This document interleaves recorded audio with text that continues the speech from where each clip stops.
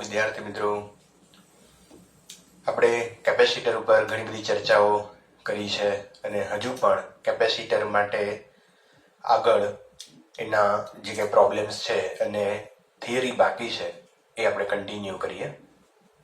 તો આજે ખૂબ જ અગત્યનો એક કેપેસિટરનો પ્રોબ્લેમ એટલે કે કેપેસિટરમાં સંગ્રહિત ઉર્જા એ મુદ્દો આજે આપણે ભણવાના છીએ અને એને લગતું થોડુંક વધારાનું કામ પણ કરીશું.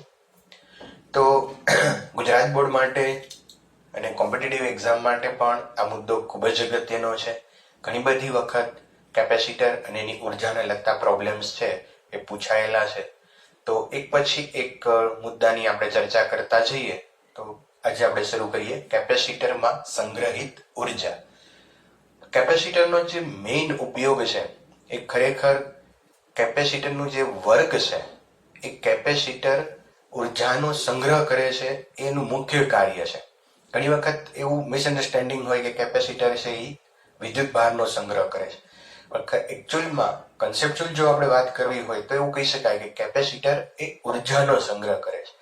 આ ઉર્જાનો સંગ્રહ ક્યાં થાય છે, કેટલો થાય છે અને એના માટેના ફોર્મ્યુલા શું છે એ આજે આપણે જોઈએ. ઓકે, તો ઉર્જા એટલે વન ટાઈપ ઓફ વર્ક, કાર્ય. કોઈ કાર્ય થાય તો એનું રૂપાંતરણ છે એ ઉર્જામાં થતું હોય છે. તો અહીંયા કેપેસિટરની જે પ્લેટ છે, આપણે સમાંતર પ્લેટ માટે વાત કરીએ તો એ કેપેસિટરની પ્લેટ છે એના ઉપર એક ઉપર પોઝિટિવ ચાર્જ હોય છે, બીજા ઉપર નેગેટિવ ચાર્જ હોય છે. તો હું અહીંયા શરૂઆતમાં કેપેસિટરની બે પ્લેટ ઉપર કોઈ વિદ્યુતભાર લેતા નથી, એટલે કે વિદ્યુતભાર વિહીન લઈએ છીએ. તો અહીંયા જોઈએ આપણે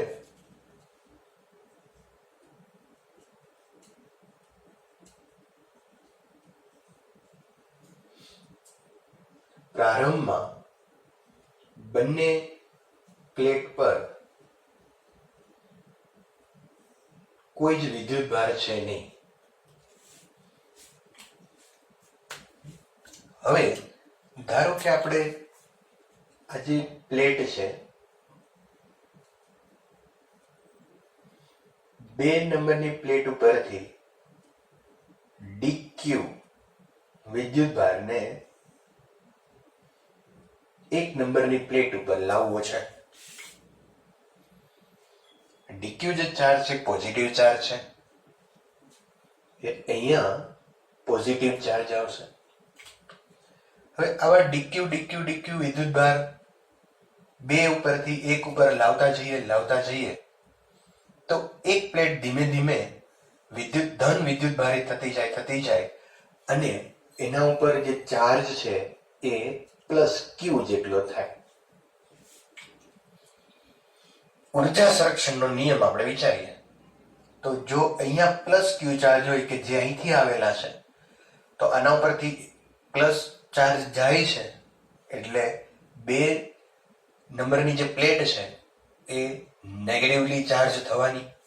તો આના ઉપર માઇનસ ક્યુ ચાર્જ આવશે.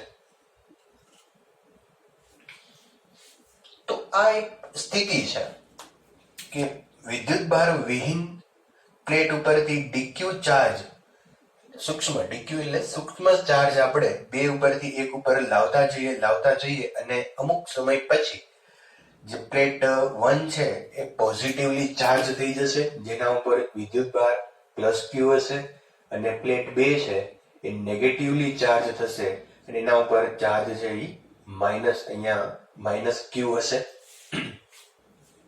ઓકે, તો અહીંયા ધારો કે ડીક્યુ ચાર્જને 2 ઉપરથી 1 ઉપર લાવવો હોય તો એના માટે કાર્ય કરવું પડે. એમને તો આવશે નહીં ચાર્જ. ઓકે, તો હું કોઈ એક વચગાળાની સ્થિતિ વિચારું.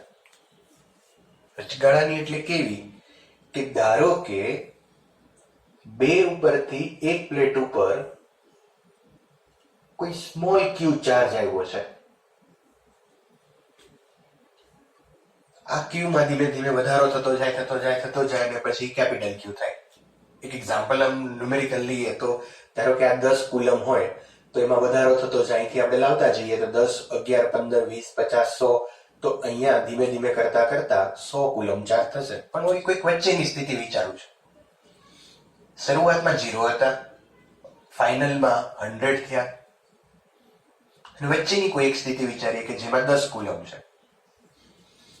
તો બે ઉપરથી એક પ્લેટ ઉપર ધારો કે અહીંયા ક્યુ ચાર્જ આવે છે, અને આ બે વચ્ચેનું પોટેન્શિયલ વિચારીએ તો આનું પોટેન્શિયલ V, અને આને જનરલી આપણે આગળ ભણી ગયા થિયરીમાં કે અર્થિંગ કરેલું હોય, અને અર્થિંગ કરેલું હોય તો એના વોલ્ટેજ 0 હોય. તો આ બે વચ્ચેનો ડિફરન્સ છે એ V વોલ્ટ હશે. ઓકે, અને આ જે કેપેસિટર છે એનું કેપેસિટન્સ C લઈએ તો વિદ્યુત સ્થિતિમાનનો તફાવત V is equal two Q upon C થાય. ઓકે, હવે આ જે Q છે,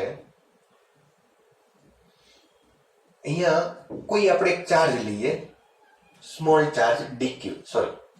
ઓકે, આ સ્મોલ ચાર્જ dq ને બે ઉપરથી એક ઉપર લાવવું હશે તો કેટલું કાર્ય કરવું પડે? dq વિદ્યુત ભારને પ્લેટ 2 પરથી 1 પર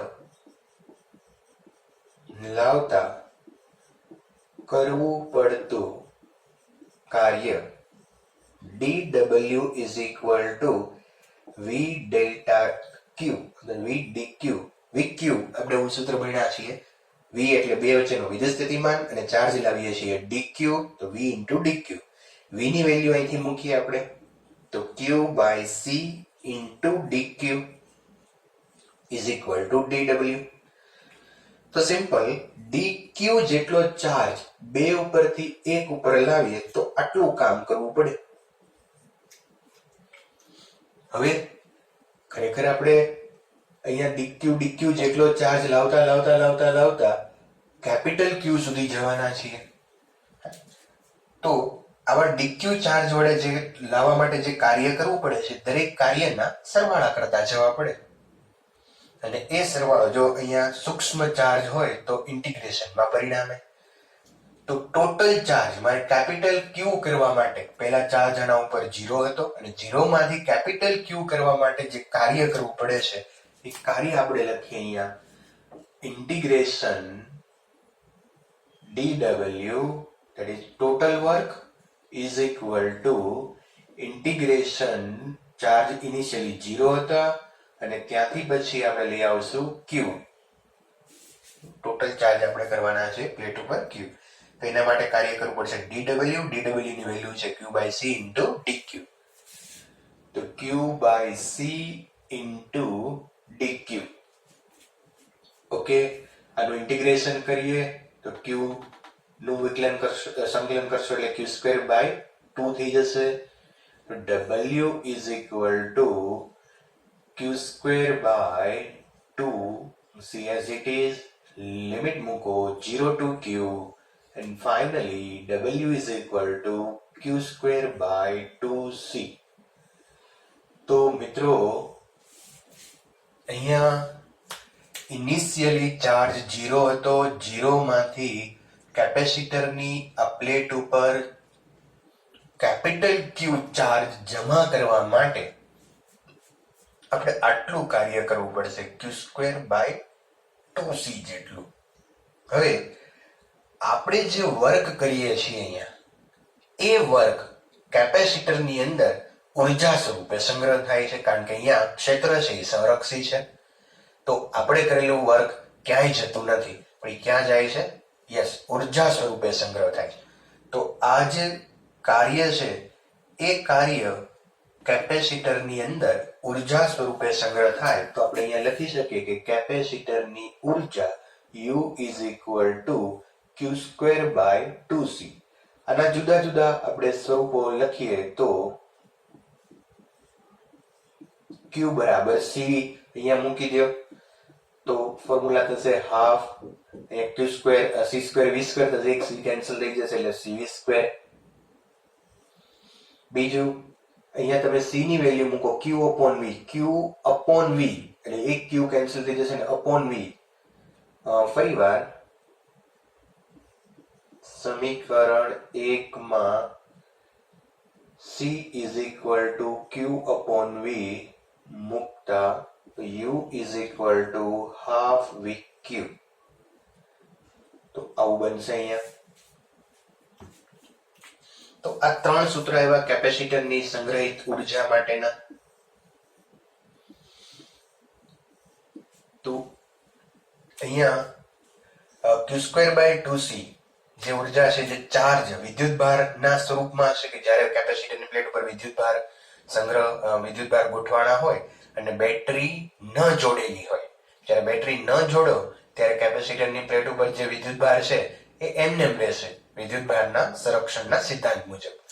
તો ત્યારે તમે q²/2c સૂત્ર વાપરી શકો. ટૂંકમાં એવું યાદ રાખી શકાય કે જ્યારે બેટરી ન જોડેલી હોય તો ઉર્જા માટે q²/2c વાપરવું. બેટરી જોડેલી હોય તો હાફ c² સૂત્ર વાપરવું. કારણ કે બેટરી જોડશો તો બેટરીમાંથી વિદ્યુતભાર કેપેસિટરની પ્લેટ ઉપર આવશે અથવા વધે અથવા ઘટે. કેવી રીતનું જોડાણ છે એના ઉપર ડિપેન્ડ છે. તો હાફ c² અહીંયા સૂત્ર વાપરવું કે જ્યારે બેટરી જોડેલી હોય, ન જોડેલી હોય તો q²/2c.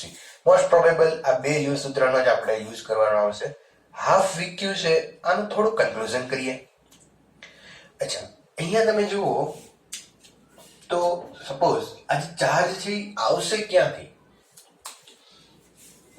તો અહીંયા ધારો કે આ કેપેસિટર છે અને એ કેપેસિટરને બેટરી સાથે આપણે જોડીએ.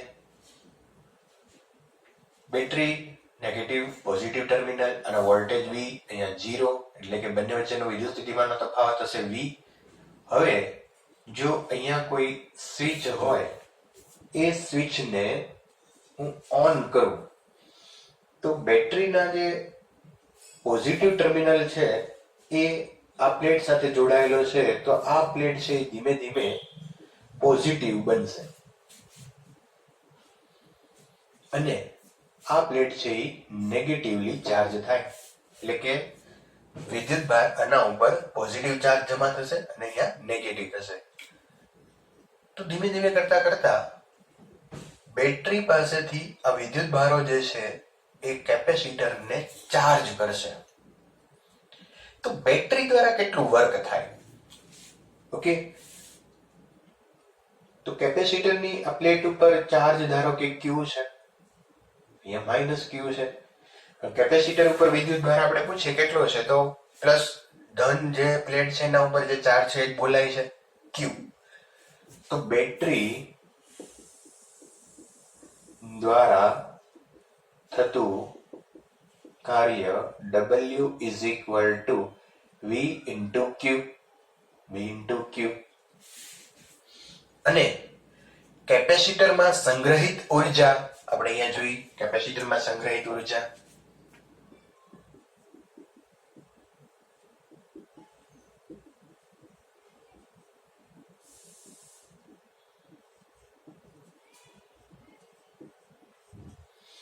Half vq. તો ખરેખર બેટરી જે વર્ક કરે છે એ vq જેટલું કરે છે અને સંગ્રહ કેટલો થાય છે? Half vq. અચ્છા, તો બાકીની ઉર્જા ક્યાં ગઈ?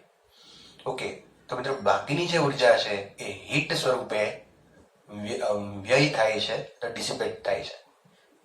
તો લગભગ 50% તમે જોઈ શકો અહીંયા કે બેટરી છે એ vq જેટલું વર્ક કરે છે અને કેપેસિટરમાં સંગ્રહ થાય છે હાફ vq. તો 50% ઉર્જા છે એનો જ્યારે કેપેસિટરને ચાર્જ કરવામાં આવે ત્યારે વ્યય થાય છે. અને આવું લગભગ દર વખતે બનતું હોય છે કે જ્યારે કેપેસિટરને ચાર્જ કરવામાં આવે ત્યારે અમુક %, લગભગ 50% ઉર્જા છે એનો વ્યય થતો હોય છે. તો અહીંયા આપણે લખી શકીએ કે 50% ઉર્જા ઉષ્મા और બીજા કોઈ પણ સ્વરૂપે વ્યય થાય છે.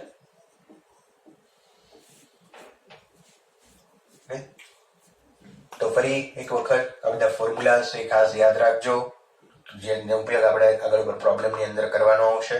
બરાબર, અહીં આ જે ફોર્મ્યુલા છે એ ત્યારે વાપરવાનું જ્યારે બેટરી ન જોડેલી હોય.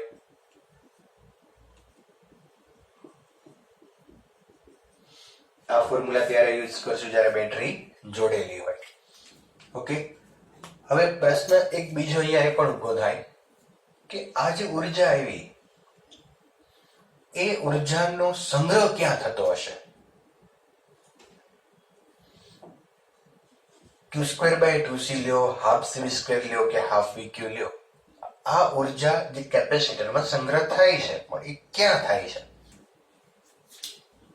ચલો તો આગળ લઈએ. અહીંયા ઉર્જાનું જે ફોર્મ્યુલા છે U = Q²/2C. ઓકે, હવે અહીંયા Q એટલે આ જે એક પ્લેટ છે એના ઉપરનો ચાર્જ, પ્લેટ ઉપરનો ચાર્જ, અને પ્લેટ ઉપરનો ચાર્જ છે એ આપણે પૃષ્ઠ ઘનતાના સંદર્ભમાં આપણે મૂકીએ તો Q = સિગ્મા A મુક્તા, તો U = સિગ્મા A હોલ² / 2, અને C આ સમાંતર પ્લેટ છે તો અહીંયા સમાંતર પ્લેટ કેપેસિટરનું કેપેસિટન્સ ε0A/d. ઓકે, ચલો અહીંયા નેક્સ્ટ આગળ જઈએ તો સિગ્મા કેપેસિટરની આ જે પ્લેટ છે, એક પ્લેટ બીજી પ્લેટ અહીંયા, અને એની વચ્ચેનું વિદ્યુત ક્ષેત્ર, બે પ્લેટ વચ્ચેનું વિદ્યુત ક્ષેત્ર E = σ/ε0. બે પ્લેટ વચ્ચેનું પૂછે તો ε0 આવશે, અને એક પ્લેટ માટે પૂછે તો σ/2ε0 આવે. પણ અહીંયા બે પ્લેટ વચ્ચેનું ઇલેક્ટ્રિક ફીલ્ડ આપણે લીધું છે, તો સિગ્મા = E × ε0. આ સિગ્માની વેલ્યુ આપણે અહીંયા મૂકીએ તો U = સિગ્મા સ્ક્વેર છે તો E² ε0² A²/2ε0A, અને છેદનો ચલાંશમાં D. અહીંયા ε0A કેન્સલ થઈ જશે તો અહીંયા લખી શકાય હાફ E² ε0, એક A રહેશે અહીંયા અને એક D, A × D = ઉર્જા. એ ક્ષેત્રફળ છે અને D છે એ બે પ્લેટ વચ્ચેનું અંતર છે. આ જે પ્લેટ છે એનું ક્ષેત્રફળ A અને બે પ્લેટ વચ્ચેનું અંતર સ્મોલ d, બરાબર. તો A × D ક્ષેત્રફળ ગુણ્યા લંબાઈ જે આપણને કદ આપે, તો આના છેદમાં લઈ લો ઉર્જાના છેદમાં A × D એટલે કે કદ હાફ E²/ε0. ઉર્જાના છેદમાં કદ એટલે કે ઉર્જા ઘનતા, એકમ કદ દીઠ ઉર્જા that is ઉર્જા ઘનતા. એટલે ઉર્જા ઘનતાને આપણે બતાવશું ρ વડે. ρ E વિદ્યુત શાસ્ત્ર માટે છે, કારણ કે આવી નવી આપણે ચુંબકીય શાસ્ત્ર માટે પણ ભણવાની આવશે, પણ વિદ્યુત શાસ્ત્ર માટે છે એટલે ρ E ઇલેક્ટ્રિક માટે. તો ρ E = હાફ E²/ε0. તો ઉર્જા ઘનતા એટલે એકમ કદ દીઠ ઉર્જા કેટલી આવી? Half E²/ε0. તો એકમ કદમાં જે ઉર્જા છે એ અહીંયા જુઓ તો આ અચળ છે, આ પણ અચળ છે, વિદ્યુત ક્ષેત્ર આવ્યું. તો એકમ કદમાં ઉર્જા એ ક્યાં હશે? યસ, એના વિદ્યુત ક્ષેત્રમાં હશે. તો આપણે એમ કહી શકીએ કે કેપેસિટરમાં ઉર્જાનો સંગ્રહ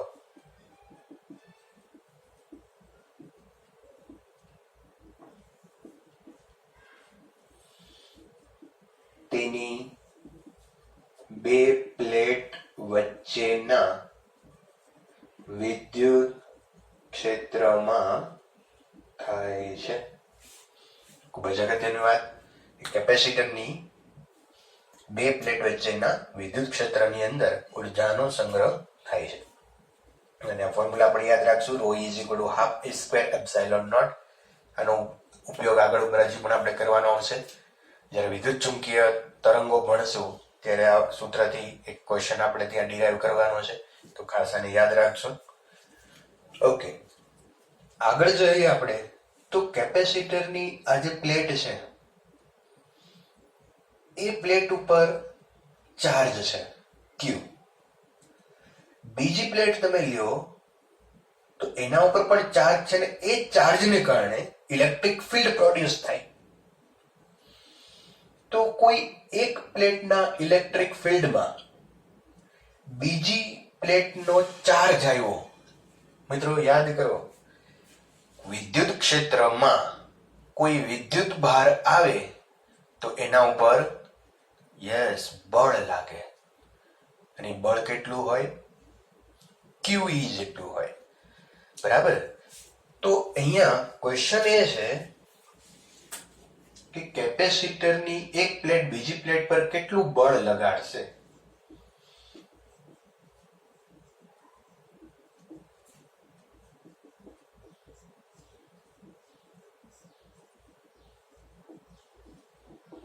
તો અહીંયા એ બળ ½ c²/d જેટલું લગાડે એ આપણે મેળવવું છે. તો સિમ્પલ આપણે મેળવી શકીએ. અહીંયા ધારો કે બળ F = QE ફોર્મ્યુલા મુજબ. Q અહીંયા કેપિટલ Q લેશું, એક પ્લેટનો ચાર્જ Q, બીજી પ્લેટ ઉપર વિદ્યુત ક્ષેત્ર છે σ/2ε0. એક પ્લેટનું વિદ્યુત ક્ષેત્ર અને બીજા પ્લેટનો ચાર્જ. એક પ્લેટનું વિદ્યુત ક્ષેત્ર અને બીજા પ્લેટનો ચાર્જ Q. તો એટલું બળ લાગશે F. હવે અહીંયા એપ્સિલોન ની આપણે વેલ્યુ મૂકીએ તો σ = Q/A. Q/A. તો અહીંયા તમે આમ પણ લખી શકો Q²/2ε0A. ઓકે, હું અહીંયા D વડે મલ્ટીપ્લાય કરી અને D વડે ડિવાઈડ કરું. જે D એટલે કે બે પ્લેટ વચ્ચેનું ડિસ્ટન્સ છે. અહીંયા D વડે ડિવાઈડ કરો, D વડે મલ્ટીપ્લાય કરો. dd કેન્સલ થઈ જાય એટલે જેમ છે એમ જ છે. બરાબર ને? Okay, ε0 A/d that is C. તો Q²/2CD = F. ઓકે, Q ની વેલ્યુ તમે મૂકી શકો. Q = CV. તો c²v² થશે અને c²v² માંથી એક c આની આ ઉડી જશે તો ½ CV² × D. Q = CV મૂકતા તો F = ½ CV²/d. તો જુદા જુદા તમે એના ટાઈપ પ્રકારના તમે ફોર્મ્યુલા મેળવી શકો બળ માટેના. પણ કન્સેપ્ટ મિત્રો એક જ છે અને એ આ છે. પછી જે રીતના તમારા ઓપ્શન હોય ફોર્સ માટેના એ મુજબ તમે અહીંયા આવા ફોર્મ્યુલા બધા મેળવી શકો. પણ એક વસ્તુ ધ્યાન રાખવાનું કે એક પ્લેટનો ચાર્જ લેવાનો અને એક પ્લેટનું ઇલેક્ટ્રિક ફિલ્ડ લેવાનું. એના ઇલેક્ટ્રિક ફિલ્ડમાં આ ચાર્જ આવે એટલે ફોર્સ લગાડે અને ફોર્સ છે QE જેટલો હોય. પછી જે રીતે તમને ઓપ્શન આપ્યા હોય એ મુજબ તમે તમારું સાદરૂપ આપી અને જવાબ લાવી શકો. ઓકે, તો આ ફોર્સ છે લગાડે. આગળ આપણે જઈએ એક નેક્સ્ટ કન્સેપ્ટ લઈએ, વોટર ડ્રોપ. પાણીના બુંદ ઉપર જ્યારે વિદ્યુત ભાર Q હોય, એની ત્રિજ્યા R હોય, એનું પોટેન્શિયલ V હોય અને એવા પાણીના બુંદ, ઘણા બધા પાણીના બુંદ ભેગા થઈ અને એક મોટો બુંદ બનાવે ત્યારે એ મોટા બુંદ પર એની ત્રિજ્યા, વિદ્યુત ભાર, વિદ્યુત સ્થિતિમાન, કેપેસિટન્સ અને ઉર્જા કેટલી થાય એ હવે આપણે કન્સેપ્ટમાં જોઈએ. સપોઝ અહીંયા કોઈ વોટર ડ્રોપ છે અને એની રેડિયસ, એની ત્રિજ્યા છે એ R છે. એના પર કોઈ ચાર્જ છે ક્યુ અને એનું પોટેન્શિયલ છે વી.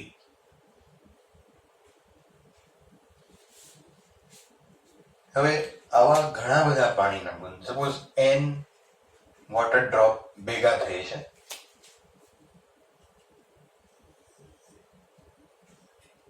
Same radius, charge and potential.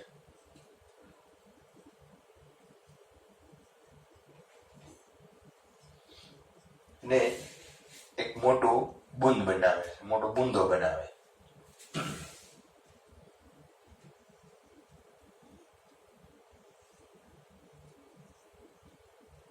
તો જો આની જે રેડિયસ છે એ r ડેશ, ત્રિજ્યા બદલાઈ જશે. બધા પાણીના બુંદ ભેગા થશે એટલે જે નવું પાણીનું બુંદ બને છે એના ઉપરનો વિદ્યુત ભાર પણ બદલાઈ જશે q ડેશ. પોટેન્શિયલ ચેન્જ થઈ જશે v ડેશ. કેપેસિટન્સ બદલાઈ જશે c ડેશ. એનર્જી ચેન્જ થઈ જશે u ડેશ. તો આ જે ચેન્જ થાય છે એ આપણે મેળવવું છે. તો સૌપ્રથમ વિદ્યુત ભાર. વિદ્યુત ભારનો સંરક્ષણનો સિદ્ધાંત છે. આના ઉપર ચાર્જ q છે, આના ઉપર q છે, અહીંયા પાણીના બુંદ હોય તો એના ઉપર q, એમ n બુંદ છે દરેક ઉપર ચાર્જ q છે. q plus q plus q n time is equal to q dash. q plus q q plus q n time કરો એટલે nq is equal to q dash. તો નવા જે પાણીનું બુંદ છે એના ઉપર ચાર્જ nq જેટલો થશે, એટલે કે જેટલા n જે છે એ બુંદની સંખ્યા બતાવે છે, એટલે જેટલા પાણીના બુંદ ભેગા થશે એટલો ચાર્જ એડ થશે. જ્યાં n is equal to જે પાણીના બુંદ છે એની સંખ્યા બતાવે છે. ઓકે, હવે જોઈએ ત્રિજ્યા.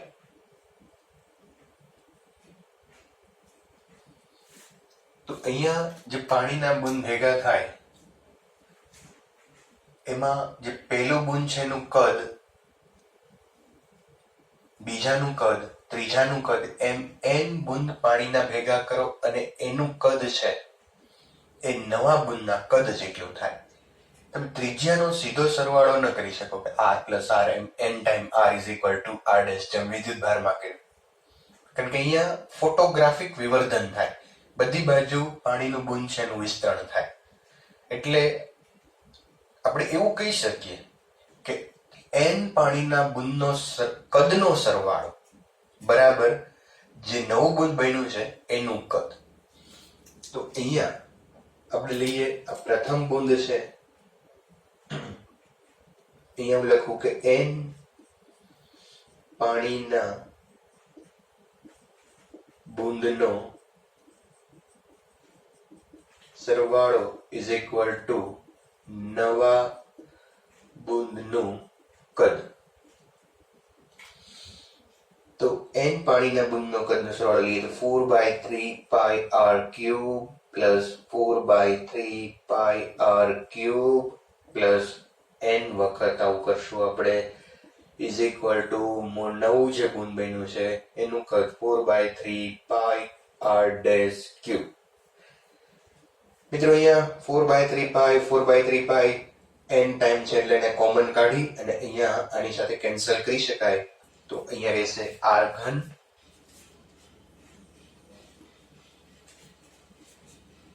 Plus r³ plus n time is equal two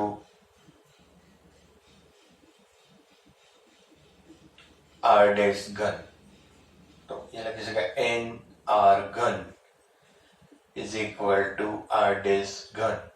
Therefore, r dash is equal to n raised to 1/3 r.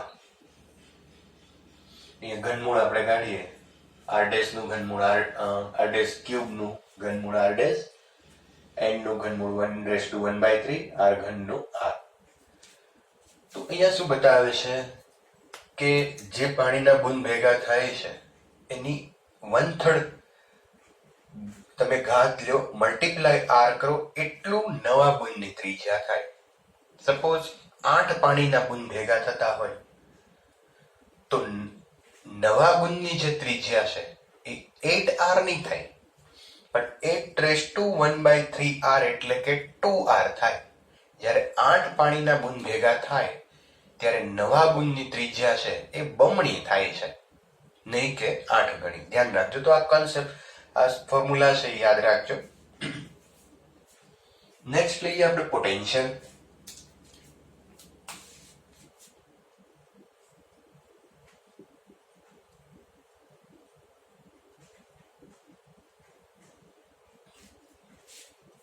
अच्छा, પાણીનું બુંદ અહીંયા ગોળો તરીકે વર્તે. તો ગોળા માટે વિદ્યુત સ્થિતિમાન છે કે, એના ઉપરનો ચાર્જ ક્યુ ડેશ અને રેડિયસ આર ડેશ. કે ક્યુ ડેશ ની વેલ્યુ તમે અહીંથી મૂકી શકો NQ, આર ડેશ ની વેલ્યુ છે n⁻1/3 r. હવે અહીંયા V dash is equal to KQ upon R, અને તમે ઉપર લઈ લો તો n⁻1/3. એની 1 ઘાત લ્યો તો 1 + 1/3 એટલે 2/3 થશે. તો n⁻2/3. KQ upon R, KQ upon R એટલે જે ઓરિજિનલ પાણીનું બુંદ છે એનું પોટેન્શિયલ લઈ શકાય, જે V છે. KQ upon R તમે એ લખી શકો, V is equal to KQ/R. તો અહીંયા લખી શકીએ V. તો મિત્રો જે પોટેન્શિયલ છે V ડેશ, નવા બુંદનું પોટેન્શિયલ n⁻2/3 V આવશે. ઓકે, નેક્સ્ટ લઈએ આપણે for capacitor, capacitance. तो capacitance C is equal to C dash is equal to Q dash upon V dash. और તમે આમ પણ કરી શકો, કેપેસિટન્સ કોઈ ગોળા માટે કેપેસિટન્સ છે એટલે C dash proportional to R dash, અને અહીંયા C dash proportional to R dash હોય તો C dash is equal to n⁻1/3 R એ જ આવશે. C dash is equal to n⁻1/3 C. છતાં અહીંથી તમે પણ મેળવી શકો. તો Q dash ની વેલ્યુ આપણે લઈએ, Q dash છે NQ, અને V dash છે n⁻2/3V. ઓકે, અહીંયા C dash is equal to 1 - 2/3. 1 - 2/3 કરશો એટલે 1/3 આવશે, અને Q upon V that is C. તો અહીંયા મિત્રો C dash is equal to n⁻1/3 C. Next લઈએ એનર્જી, ઉર્જા. તો અહીંયા કેપેસિટર માટે આપણે ભણી ગયા કેપેસિટરની ઉર્જા U is equal to half CV², half C dash V dash square. તો C dash છે n⁻1/3 C, અને V dash છે n⁻2/3 V. બટ એનો સ્ક્વેર કરશું તો n⁻2/3 V raised to whole square. Okay, તો અહીંયા ઘાતની ઘાતનો ગુણાકાર કરો તો n⁻4/3 આવશે. n⁻4/3 plus n⁻1/3. 4/3 પ્લસ 1/3 કરશો એટલે યસ 5/3 આવશે. તો energy U dash is equal to n raised to 5/3 U. બાકીનું જે પદ વધશે એ U થશે, તમે ચેક કરી શકો. Half CV square, half CV square એટલે ઉર્જા U. તો અહીંયા એક n પાણીના બુંદ જ્યારે ભેગા થાય ત્યારે આપણે આ રીતે એના ઉપરનો ચાર્જ, ત્રિજ્યા, પોટેન્શિયલ, કેપેસિટન્સ અને ઉર્જા આ શોર્ટકટ ફોર્મ્યુલાથી તમે મેળવી શકો. ઓકે, તો આ કન્સેપ્ટ એક નોટ ડાઉન કરી લેજો. મિત્રો, હવે કેપેસિટરની જે એનર્જી છે એના ઉપરના પ્રોબ્લેમ થોડા સોલ્વ કરીએ. તો એમાં ટેક્સ્ટ બુકના ઉદાહરણનો 10મો દાખલો.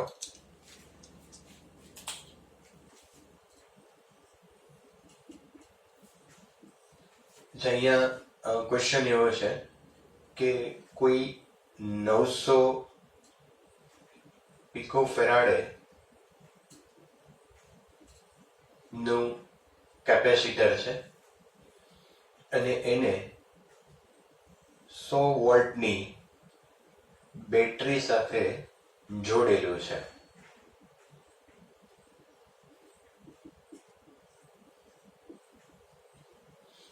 તો પહેલો ક્વેશ્ચન એ છે કે આ કેપેસિટરમાં સંગ્રહિત ઉર્જા મેળવો. સિમ્પલ ક્વેશ્ચન છે.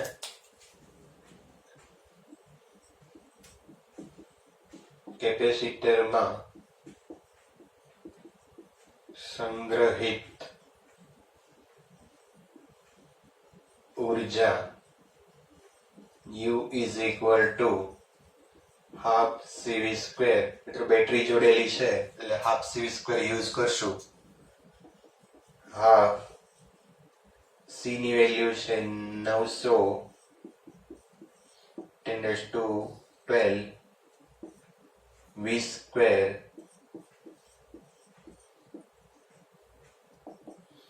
છે. અહીંયા તમે હિસાબ કરો તો અહીંયા 4 ને 2 6, તો 6 અહીંથી આપણે ઓછા કરીએ અને 4.5 into 10⁻⁻6 બરાબર જૂલ or 4.5 માઇક્રોજૂલ પણ કહી શકો. તો આ કેપેસિટરમાં સંગ્રહિત ઉર્જા 4.5 into 10⁻⁻6 જૂલ હશે. તો બીજો ક્વેશ્ચન છે, સમજો. બેટરી દૂર કરી અને આ કેપેસિટર સાથે બીજું એક કેપેસિટર જે વિદ્યુત ભાર વિહીન છે એને આપણે જોડવાનું છે. બેટરી દૂર કરી મૂલ્ય 900 પિકોફેરાડે છે. સમાન મૂલ્યના વિદ્યુત ભાર વિહીન કેપેસિટરને સમાંતર જોડ. તો હવે જે તંત્ર બન્યું એ તંત્રની ઉર્જા ગોતવાની છે. ઓકે, તો જ્યારે કેપેસિટરની સાથે આ જે પહેલું કેપેસિટર છે એને આપણે કહી દઈએ સપોઝ C 900 pf. બીજું કેપેસિટર પણ એ જ કિંમતનું છે 900 pf. બેની કેપેસિટન્સ છે સમાન છે. તો હવે શું થાય અહીંયા કે જ્યારે તમે બીજું કેપેસિટર જોડો ત્યારે જે પહેલા કેપેસિટર ઉપર ચાર્જ જમા થયા હતા, કારણ કે આપણે પહેલા બેટરી આડે જોડ્યું છે.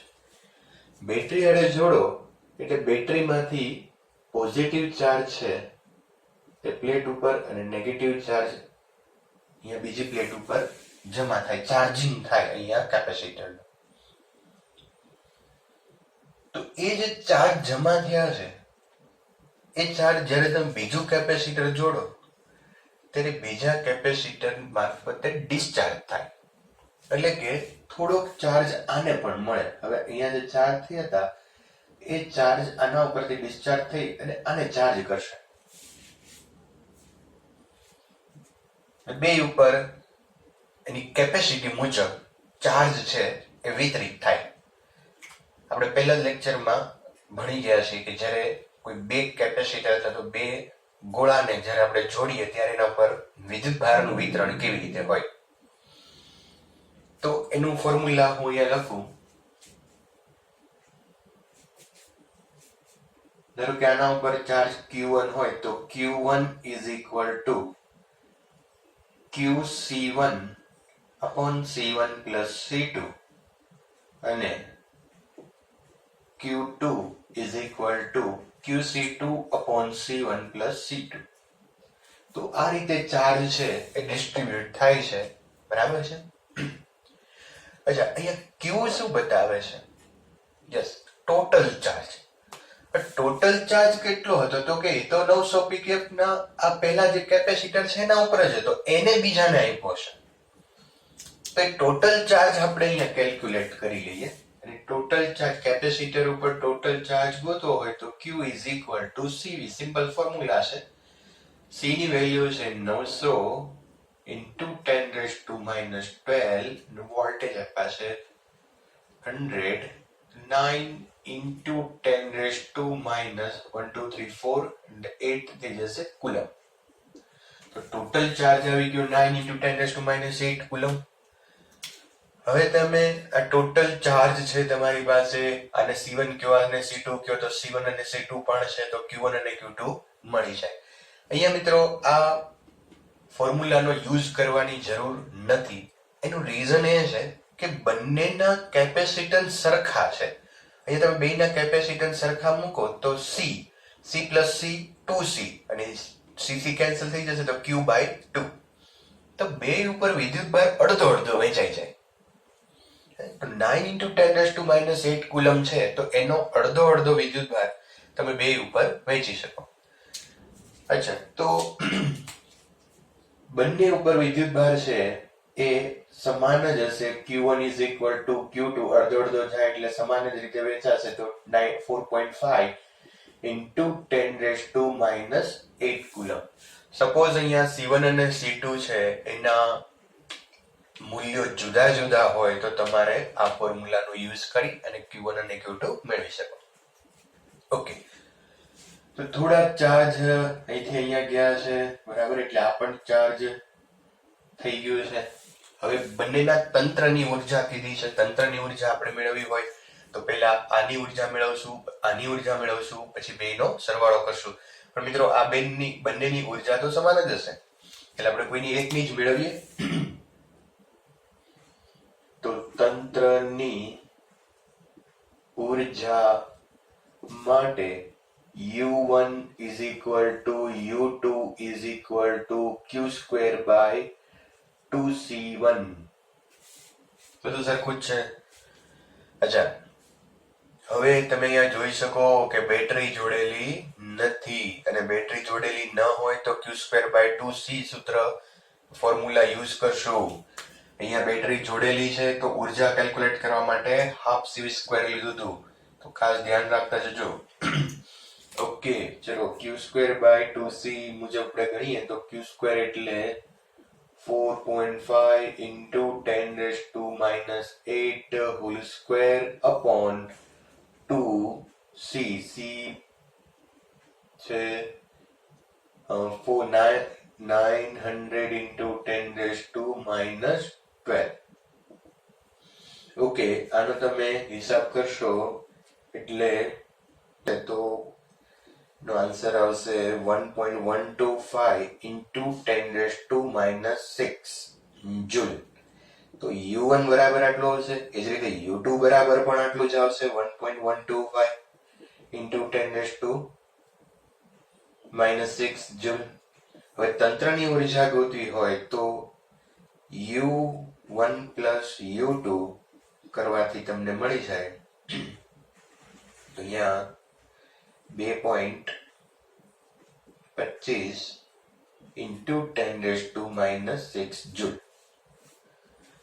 ઓકે, તો એક હવે થોડુંક આનું કન્ક્લુઝન જુઓ કે એક કેપેસિટર જે હતો એની એનર્જી હતી 4.5 × 10⁻⁶ અને એ એક જ કેપેસિટરની એનર્જી આવી 1.125 × 10⁻⁶. તો અહીંયા જ્યારે ચાર્જ છે એ અડધો થાય તો ઉર્જા છે એ ચોથા ભાગની થઈ જાય. બહુ સિમ્પલ છે. યસ, કારણ U proportional to Q square છે.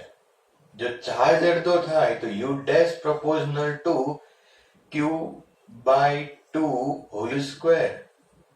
તો એનર્જી જે છે એ ચોથા ભાગની થઈ જશે. જો ચાર્જ છે એ અડધો થાય તો એનર્જી છે એ ચોથા ભાગની થઈ જાય. તો તમે 4.5 ડિવાઈડ બાય 4 કરો એટલે આવી જશે 1.125. તો આ એકની એનર્જી ચોથા ભાગની થઈ ગઈ, આની પણ ચોથા ભાગની થઈ ગઈ, અને બેનો સરવાળો કરો એટલે 2.25 × 10⁻⁶ થઈ. પણ ટોટલ એનર્જી કેટલી હતી? 4.5. અને એ બેનો સમ કર્યો તો આવી 2.25. તો આ બેની તમે સબટ્રેક્શન લ્યો તો બાકીની એનર્જી ક્યાં ગઈ? અચ્છા, તો આપણે થિયરીમાં ભણ્યા છીએ લગભગ 50% એનર્જી જે છે એ જ્યારે ચાર્જિંગ થાય, બીજું કેપેસિટર અહીંયા ચાર્જ થયું છે તો એ હીટ એનર્જી સ્વરૂપે ડિસિપેટ એટલે કે લોસ વ્યય થતો હશે. બરાબર, તો અહીંયા થોડીકની આમ જોઈએ તો 50% ઉર્જા જે છે એ ઉષ્મા ઉર્જા સ્વરૂપે વ્યય પામે છે. આપણે કેપેસિટરના પ્રોબ્લેમમાં થોડા આગળ જઈએ તો એક પહેલા કન્સેપ્ટ લઈએ અને પછી જે ટેક્સ્ટ બુકના પ્રોબ્લેમ છે એ સોલ્વ કરીએ. કન્સેપ્ટ આપણો છે વિદ્યુત ભાર નું પુનઃ વિતરણ. સપોઝ અહીંયા કોઈ એક R ત્રિજ્યાનો આપણે ગોળો લઈએ.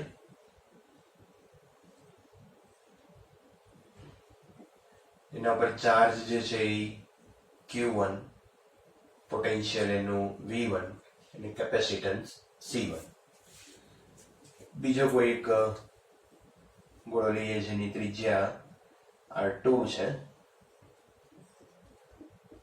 અને એના ઉપર ચાર્જ Q2, પોટેન્શિયલ V2 અને કેપેસિટન્સ C2. હવે આ બંને ગોળાને કોઈ સુવાહક તારથી આપણે જોડીએ તો સુવાહક તારથી જ્યારે જોડવામાં આવે ત્યારે એના ઉપરનો ચાર્જ છે એ બદલાઈ જશે, એનું રીડિસ્ટ્રીબ્યુશન થશે.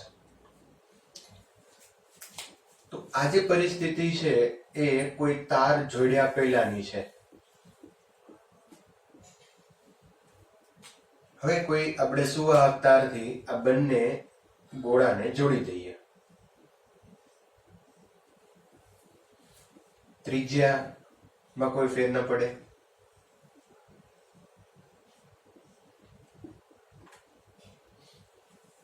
ચાર્જ જે છે એ બદલાઈ જશે. અહીંયા Q1 ડેશ, Q2 ડેશ. કેપેસિટન્સમાં કોઈ ચેન્જ નહીં થાય, જે છે એનો એ જ રહેશે C1 અને C2, કારણ કે C proportional to R. એટલે R નથી ચેન્જ થતું તો કેપેસિટન્સ પણ નહીં ચેન્જ થાય. અને સૌથી અગત્યની વાત, જ્યારે કોઈ ગોળાઓને તમે સુવાહક તારથી જોડી દો ત્યારે આ બંને ગોળાના પોટેન્શિયલ, એના જે સ્થિતિમાન છે એ સમાન થઈ જાય. બંને ગોળાના વિદ્યુત સ્થિતિમાન સમાન બને. તો આનું પોટેન્શિયલ ધારો કે આપણે V1 ડેશ કહેતા હોય અને V2 ડેશ કહેતા હોય તો બંનેના પોટેન્શિયલ સમાન હશે. V1 dash = V2 dash or V1 = V2 or = V. આના બંનેના પોટેન્શિયલ સમાન હશે, જે બહુ અગત્યનો કન્સેપ્ટ છે. કોઈ પણ વિદ્યુતીય ઉપકરણને આપણે જોડીએ ત્યારે સૌથી અગત્યની વાત આપણે આ કરી શકીએ કે બેના પોટેન્શિયલ સમાન બને. હવે આ પોટેન્શિયલ ઉપરથી એનો ચાર્જ આપણે મેળવીએ તો તો બંનેના પોટેન્શિયલ સમાન છે. v1 is equal two v2 dash અહીંયા કરીએ તો v1 is equal two k q1 dash upon r1 k q2 dash upon r2 અને એમાંથી q1 ડેશ ને કરતા બનાવીએ અને યોગ પ્રમાણ આપણે અહીંયા યુઝ કરીએ તો q1 dash is equal two qr1 upon r1 plus r2. અચ્છા, આનું સાદુરૂપ એટલે નથી આપતા, આપણે અગાઉના લેક્ચરમાં કામ કરી ગયા છીએ, એટલે હવે હું સીધું લખું છું કે ચાર્જ જે છે એ qr1 અપોન r2 થશે. અહીંયા r ત્રિજ્યા જે છે proportional to c proportional to r છે, એટલે હું એક કેપેસિટન્સના સ્વરૂપમાં લખી શકું qc1 upon c1 plus c2 અને q2 dash is equal to qr2 upon r1 plus r2 અને લખશું qc2 upon c1 plus c2. તો આ રીતે ચાર્જ જે છે એ ડિસ્ટ્રીબ્યુટ થાય. તો આપણે આ ફોર્મ્યુલા મેળવેલી છે, પણ એના ઉપરથી તમે આ પણ હવે યાદ રાખી શકો કે અહીંયા qc1 upon c1 plus c2 એટલે કે કેપેસિટન્સ જો તમને આપ્યા હોય તો તમે ચાર્જ આ રીતે મેળવી શકો. હવે આ બંનેનું કોમન પોટેન્શિયલ કેટલું હશે તો એ આપણે જોઈએ સામાન્ય સ્થિતિમાં.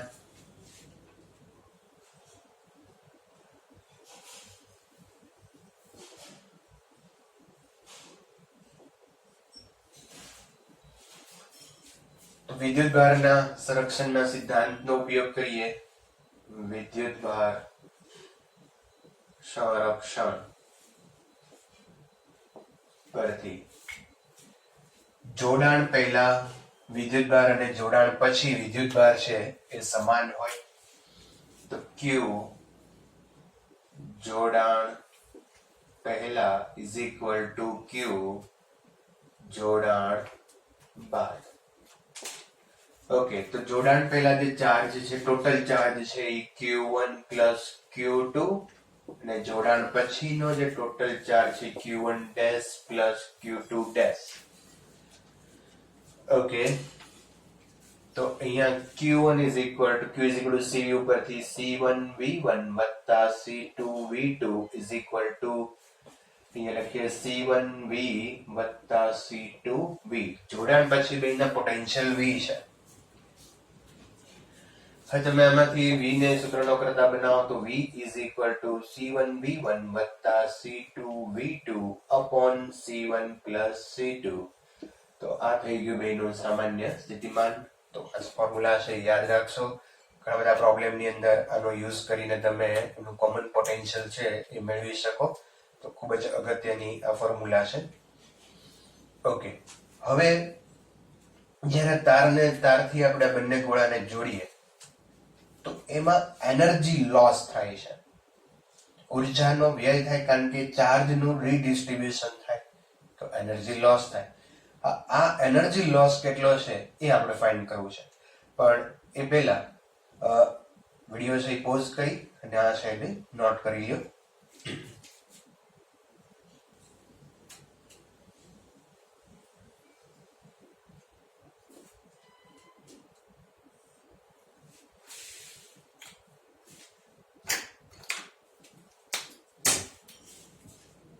તો મિત્રો અહીંયા ઉર્જાનો વ્યય છે એ કેવી રીતે કેટલો થાય એ હવે આપણે જોઈએ. બરાબર? ઓકે, તો જોડાણ પહેલા ની ઉર્જા, જોડાણ પહેલા UI ઇનિશિયલ પહેલા ગોળા માટે half c1v1 square plus half c2v2 square. જોડાણ બાદ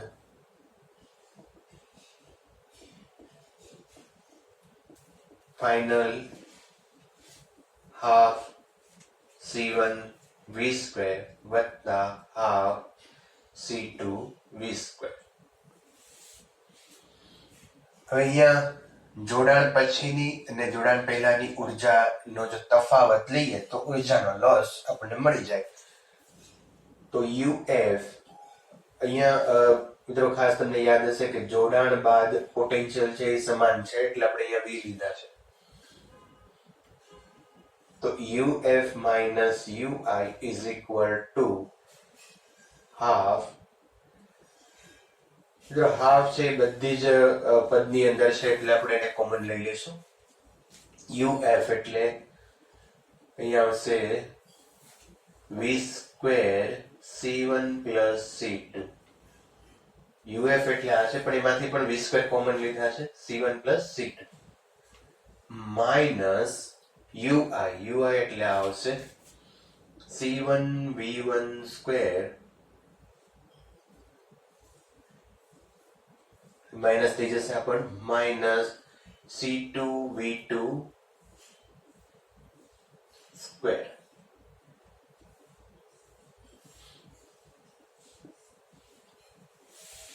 હવે બંનેનું જે કોમન પોટેન્શિયલ છે એ હમણાં જ આપણે મેળવ્યું V is equal to C1 V1 વત્તા C2 V2 upon C1 plus C2 એની વેલ્યુ આપણે અહીંયા મૂકીએ તો હાફ V1 સ્ક્વેર છે એટલે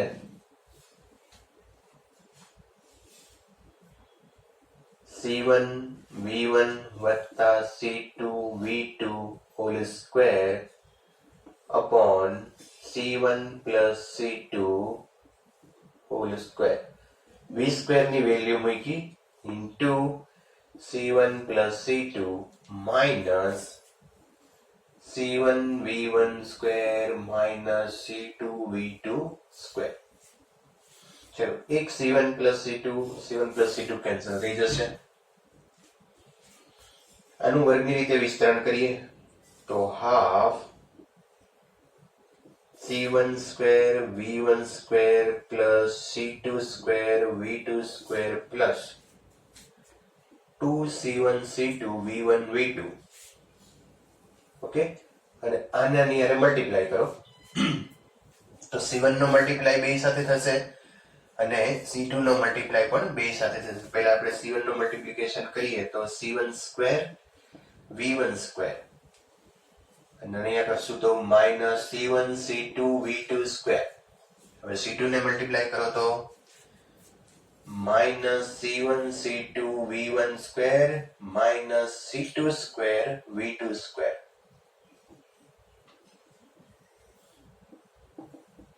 upon C1 plus C2.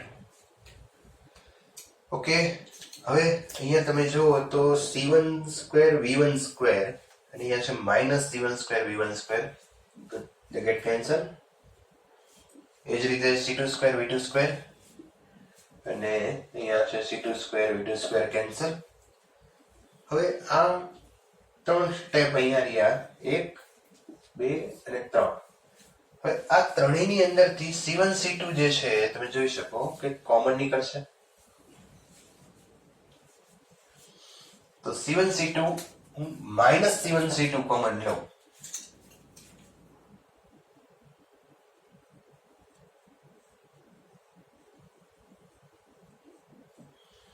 તો C1 C2 minus C1 C2 common નીચેના C1 plus C2 as it is. Okay તો માઇનસ લીધું છે એટલે આ પ્લસ છે તો માઇનસ થઈ જશે માઇનસ C1 C2 કોમન છે એટલે 2V1 V2 અહીંથી C1 C2 કોમન છે એટલે માઇનસ લીધું છે પ્લસ V2 સ્ક્વેર અને પ્લસ V1 સ્ક્વેર. અચ્છા આ પૂર્ણ વર્ગ પદાવલી આવી ગઈ તો finally delta U is equal to UF minus UI is equal to delta U is equal to minus C1 C2 upon C2 C1 plus C2 અને આ પૂર્ણ વર્ગ છે તો V1 minus V2 whole square. Okay તો જ્યારે બે ગોળાઓને જ્યારે કોઈ સુવાહક તારથી જોડવામાં આવે ત્યારે જે એનર્જી લોસ છે એ આટલો હોય C1 C2 upon 2C1 plus C2 v1 minus v2 whole square. હવે આને લઈને એક પ્રોબ્લેમ આપણે સોલ્વ કરીએ. મેથેમેટિક્સ કદાચ યાદ ન રહે તો વાંધો નથી, ફાઇનલ ફોર્મ્યુલા યાદ રાખી શકાય, આનો યુઝ કરી અને પ્રોબ્લેમ છે સોલ્વ થઈ શકે. તો આને નોટ ડાઉન કરી લો મિત્રો. તો આપણે જે કન્સેપ્ટ ભણ્યા એને આધારે એક દાખલો છે ગણીએ. તો ટેક્સ્ટ બુકમાં એક્ઝામ્પલ 11 600 માઇક્રોફેરેડેનું એક કેપેસિટર 200 વોલ્ટના સપ્લાય વડે વિદ્યુત ભારિત કરેલ છે. પછી તેનું સપ્લાય સાથેનું જોડાણ દૂર કરવામાં આવે છે અને બીજા વિદ્યુત ભારિત ન હોય તેવા 600 pf ના કેપેસિટર સાથે જોડવામાં આવે છે. તો આ પ્રક્રિયામાં કેટલી ઉર્જા ગુમાવાઈ હશે? અચ્છા, અહીંયા મિત્રો જે પહેલી પરિસ્થિતિ છે એમાં કેપેસિટર સાથે બેટરી જોડેલી છે. કેપેસિટર નું જે કેપેસિટન્સ છે 600 pf આપેલું છે અને વોલ્ટેજ આપણને આપ્યા છે 200 વોલ્ટ. તો અહીંયા એક જ કેપેસિટર છે અને એના વોલ્ટેજ છે એ 200 છે. હવે બેટરીનું જોડાણ દૂર કરી અને બીજું કેપેસિટર આની સાથે જોડવાનું છે, બરાબર. અને બીજું કેપેસિટર પણ 600 pf નું છે, C1C2 આપણે અહીંયા કરીએ.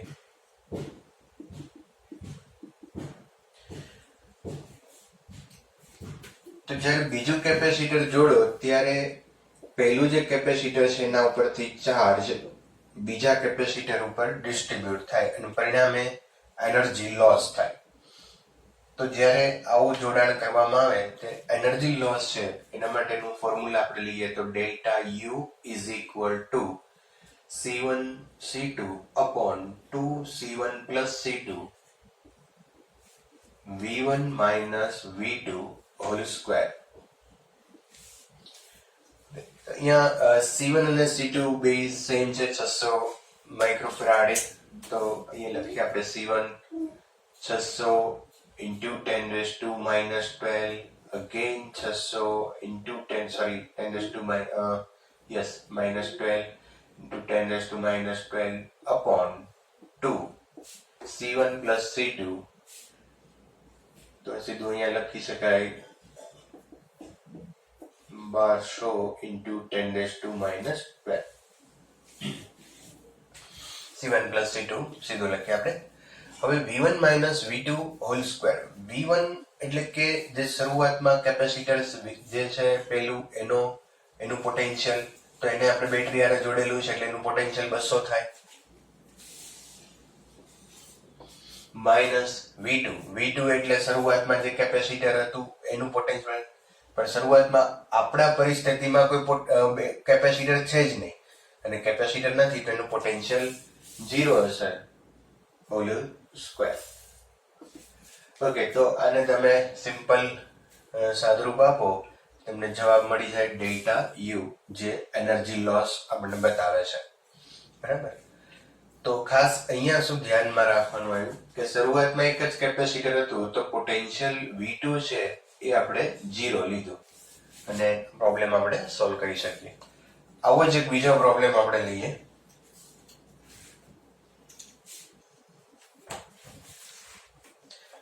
સ્વાધ્યાયનો 27મો દાખલો છે જેમાં 4 માઇક્રોફેરેડેના એક કેપેસિટરને 200 વોલ્ટના સપ્લાય વડે વિદ્યુત ભારિત કરવામાં આવે છે.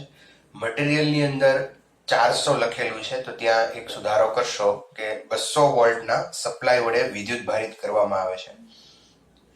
પછી તેને સપ્લાયથી જુદું પાડીને બીજા વિદ્યુત ભારિત ન હોય એવા 2 માઇક્રોફેરેડેના કેપેસિટર સાથે જોડવામાં આવે છે. પ્રથમ કેપેસિટરની કેટલી ઉર્જા ઉષ્મા અને વિદ્યુત ચુંબકીય વિકિરણના રૂપમાં ગુમાવાય છે? તો ફરી પાછો અહીંયા આપણને એનર્જી લોસ જ પૂછ્યો છે તો આપણે આ જ ફોર્મ્યુલાનો યુઝ કરીએ.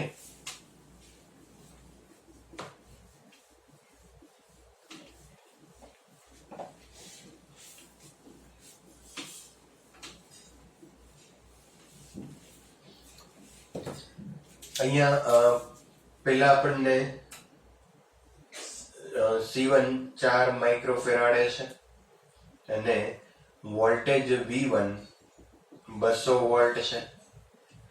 પછી બીજું એક C2 2 માઇક્રોફેરાડેનું કેપેસિટર જે વિદ્યુતભાર વિહીન છે એ આની સાથે સમાંતરમાં જોડવામાં આવે ત્યારે એનર્જી લોસ છે એ ફાઇન્ડ કરવાનો છે. ઓકે, તો અગેન આપણે અહીંયા કિંમતો મૂકતા જઈએ તો C1 એટલે 4 માઇક્રોફેરાડે, C2 2 into 10⁻⁻⁶ upon 2, C1 plus C2 એટલે 4 plus 2 6 into 10⁻⁻⁶. V1 એટલે 200 અને V2 0 થશે ફરીવાર, કારણ કે શરૂઆતમાં એક જ કેપેસિટર છે તો V2 0 થશે. તો અગેન તમે આનું સાદુરૂપ આપશો એટલે ઉર્જાનો જે લોસ છે એ તમે મેળવી શકો. બહુ સિમ્પલ અહીંયા કેલ્ક્યુલેશન છે. અચ્છા, મટીરિયલમાં થોડી લાંબી રીતે દાખલો છે ગણેલો છે તો એને સુધારો કરી એમાં ફેરફાર કરી અને આ મેથડથી પ્રોબ્લેમ છે એ તમે સોલ્વ કરજો. ચલો નેક્સ્ટ પ્રોબ્લેમ લઈએ આપણે સ્વાધ્યાયનો 25મો દાખલો.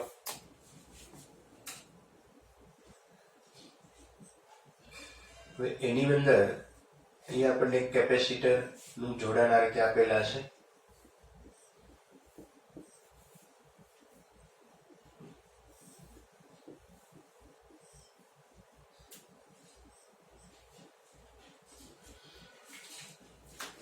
કેપેસિટર C1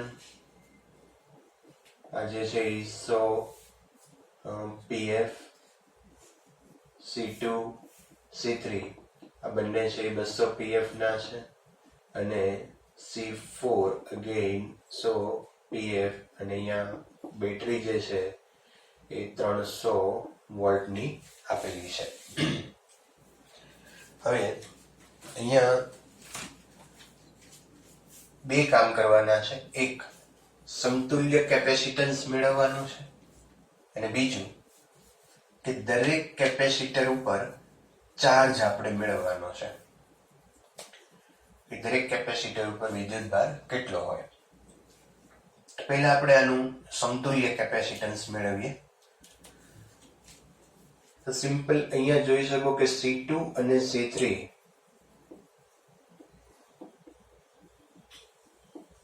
શ્રેણીમાં છે તો એનો સમતુલ્ય કેપેસિટન્સ શ્રેણીમાં હોય અને સમાન હોય તો સમતુલ્ય કેપેસિટન્સ અડધો થઈ જાય એટલે આપણે અહીંયા સીધું લખી શકીએ. ઉપર ગુણાકાર નીચે સરવાળો એવી રીતે તમે કરીને પણ કરી શકો. તો હું સીધું લખું 100 PF. શ્રેણી જોડાણમાં છે અને બંનેના કેપેસિટન્સ સમાન છે તો સમતુલ્ય કેપેસિટન્સ અડધો થઈ જશે. ઓકે, બીજું અહીંયા જોઈએ તો હું ફિગર અહીંયા ફરી ડ્રો કરું તો C2 C3 ની બદલે C' કે જે 100 PF છે એ C1 સાથે સમાંતરમાં આવે.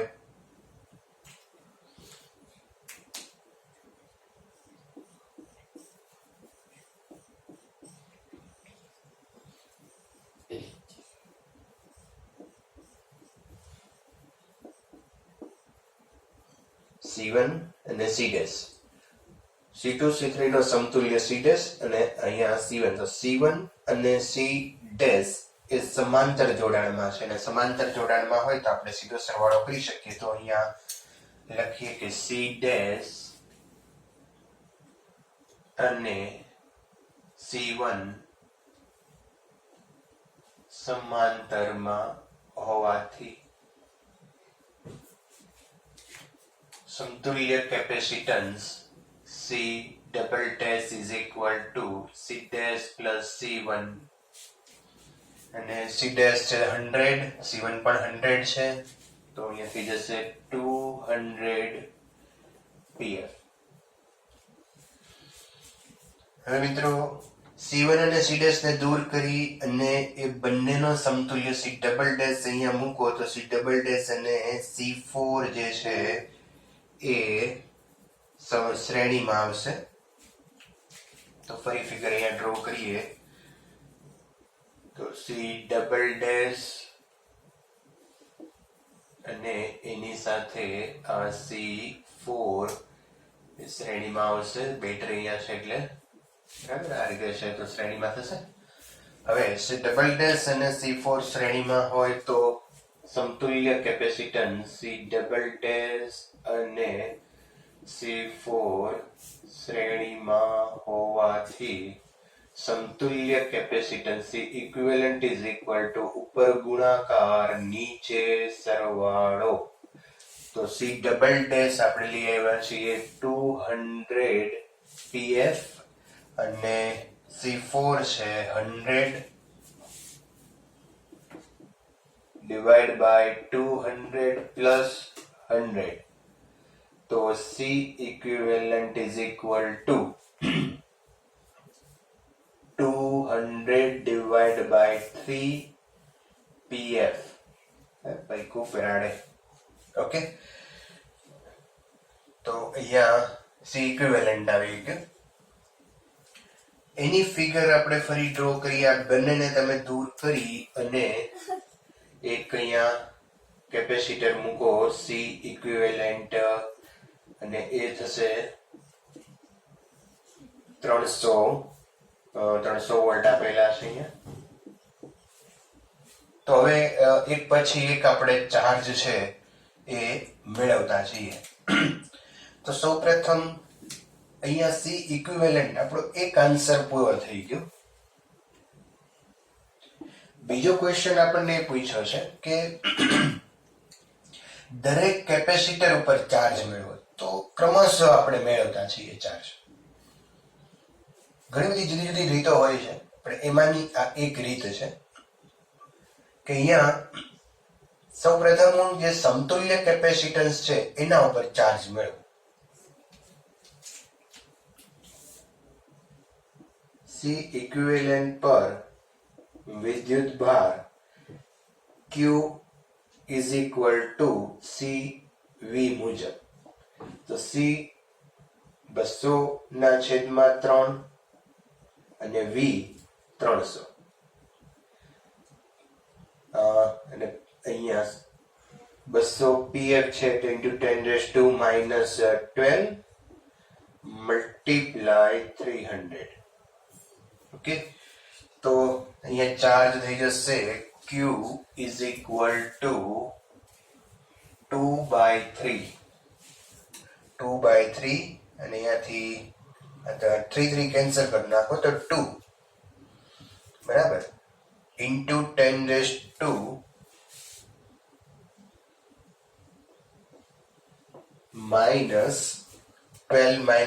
એટલે 8 કુલમ.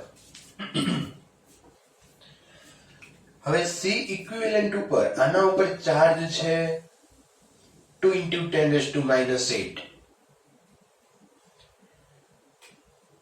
C ઇક્વિવેલન્ટ એટલે તમે જુઓ તો C ડબલ ડેશ અને C4 થાય. C ઇક્વિવેલન્ટ એટલે કે C ડબલ ડેશ અને C4 કે જે શ્રેણીમાં છે. હવે શ્રેણીની અંદર વિદ્યુતભાર સરખો વહેંચાય તો જેટલો C ઇક્વિવેલન્ટ એટલે કે આના ઉપર હશે C4 ઉપર હશે એટલો જ તે C ડબલ ડેશ ઉપર હશે કારણ કે બંને જોડાણ શ્રેણીમાં છે.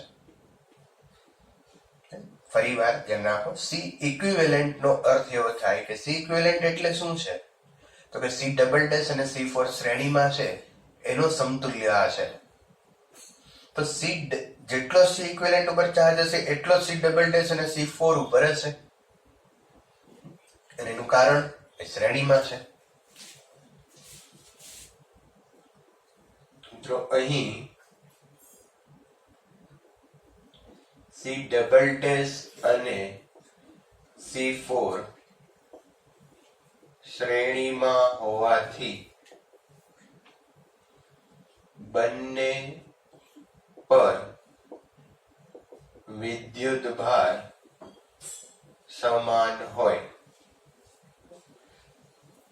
તો અહીંયા ક્યુ ડબલ ડેશ લઈએ, સી ડબલ ડેશ ની જગ્યાએ ક્યુ ડબલ ડેશ લેશું અને એના ઉપર હશે 2 × 10⁻⁸ કુલમ અને Q4 ઉપર પણ એટલો જ તે 2 × 10⁻8 કુલમ.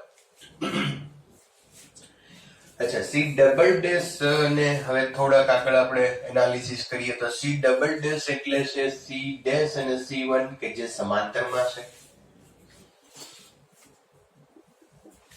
સી ડબલ ડેશ એટલે સી ડેશ અને C1 સમાંતરમાં છે ને આપણને યાદ ખ્યાલ છે કે સમાંતર જોડાણ હોય તો વિદ્યુતભાર અલગ અલગ વહેંચાય.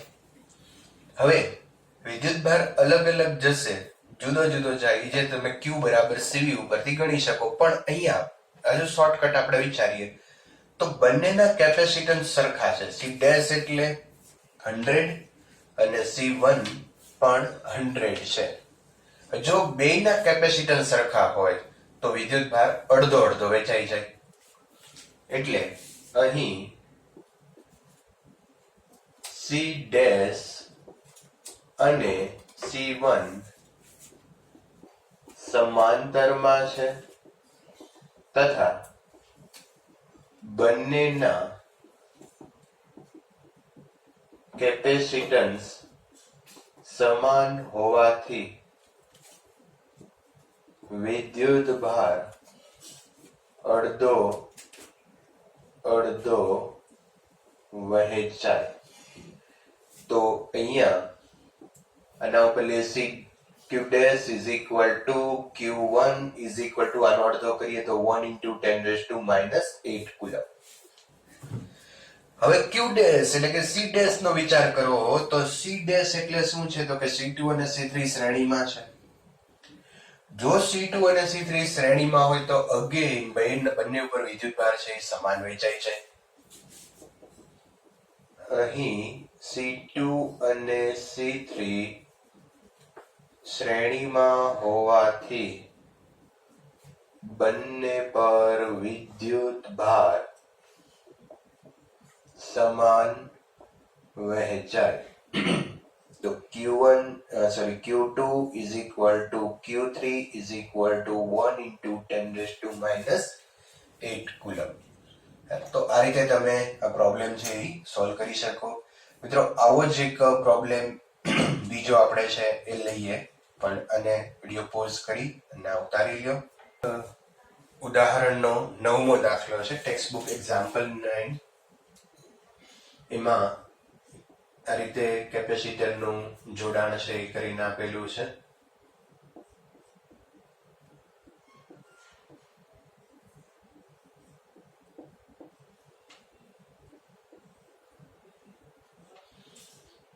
સપોઝ આ C1, C2, C3, C4 અને આ બેટરીના વોલ્ટેજ આપ્યા છે 500 વોલ્ટ.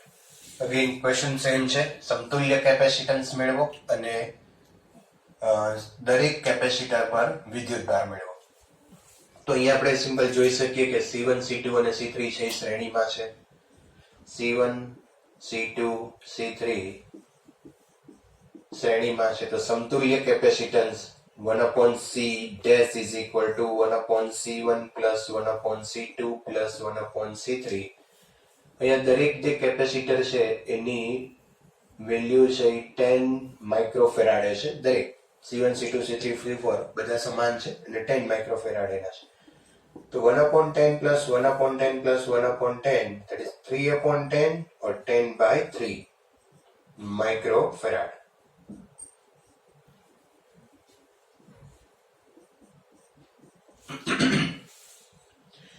હવે આ ત્રણેયની સાથે આ ત્રણેયનો સમતુલ્ય આપણે મૂકીએ C dash, તો C dash સાથે C4 છે એ સમાંતરમાં આવે. C dash અને C4 સમાંતરમાં છે અને સમાંતર હોય તો સમતુલ્ય કેપેસિટન્સ બેનો સરવાળો કરવાથી મળે તો C equivalent is equal to C dash plus C4 અને C dash આપ્યું છે આપણને 10/3 plus 10, that is 40/3 microfarad. તો C equivalent આવશે 40/3 માઇક્રોફેરાડ. તો આ 3 શ્રેણીમાં એનો સમતુલ્ય આવશે આની હારે સમાંતરમાં. હવે આપણે દરેક ઉપર ચાર્જ મેળવવો છે. તો ચાર્જ મેળવીએ પહેલા C equivalent ઉપર Q is equal to C equivalent into V. C equivalent આપ્યું છે 40/3 micro 10⁻⁻6 અને 500. વોલ્ટેજ આપ્યા છે 500. તો અહીંયા આપણે ફરી પાછો હિસાબ કરીએ તો 5 × 4 એટલે 20/3 કરો ને into 10⁻⁻⁰ અહીંયા 3 લઈએ કુલમ. અથવા 2/3 into 10⁻⁻2 પણ કરી શકો. 2/3 into 10⁻⁻2 કુલમ.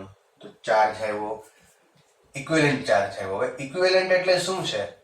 C' અને C4 કે જે સમાંતરમાં છે, અને સમાંતરમાં હોય તો બંને ઉપર વિદ્યુતભાર અલગ અલગ વહેંચાય. પણ જો બેના કેપેસિટન્સ સરખા હોય તો અડધો અડધો જાય. પણ અહીંયા પરિસ્થિતિ જુઓ તો બેના કેપેસિટન્સ સરખા છે નહીં, એટલે બંને ઉપર ચાર્જ અલગ અલગ જશે અને આપણે ગણવો પડશે. ઓકે, નો પ્રોબ્લેમ. તો અહીંયા C' અને C4 સમાંતરમાં હોવાથી વિદ્યુત ભાર જુદો જુદો જાય.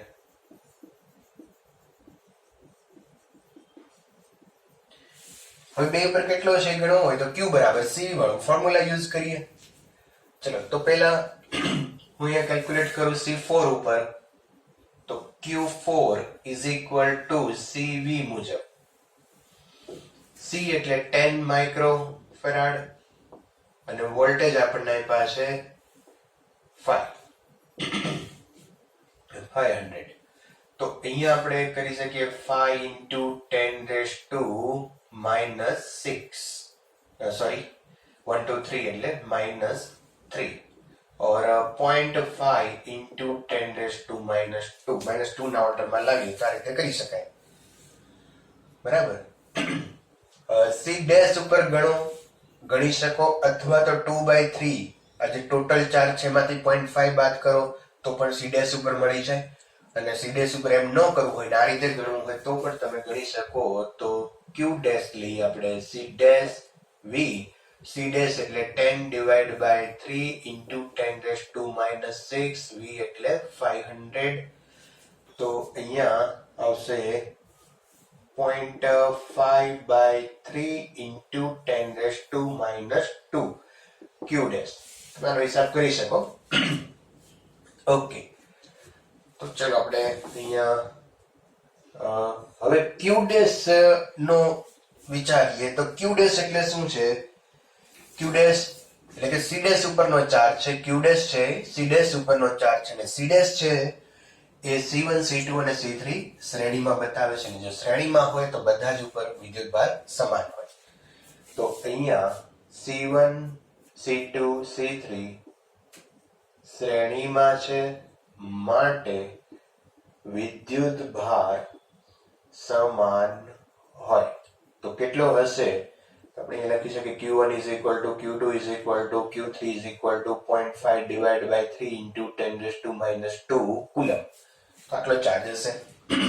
સિમ્પલ. આનો તમે હિસાબ કરી શકો. પણ અહીંયા આ એક મેથડ છે. આવી ઘણી જુદી જુદી મેથડથી તમે ચાર્જ મેળવી શકો, જે આપણે આગળ પ્રોબ્લેમ લેશું.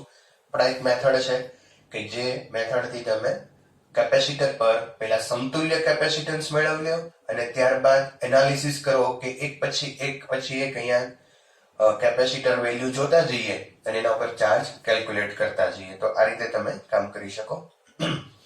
આગળના લેક્ચરમાં હવે આ ચેપ્ટરનો છેલ્લો મુદ્દો, કેપેસિટર ની બે પ્લેટ વચ્ચે ડાઇલેક્ટ્રિક મૂકવામાં આવે ત્યારે શું ફેર પડે છે, એ છેલ્લો મુદ્દો આપણે ભણશું. Thank you.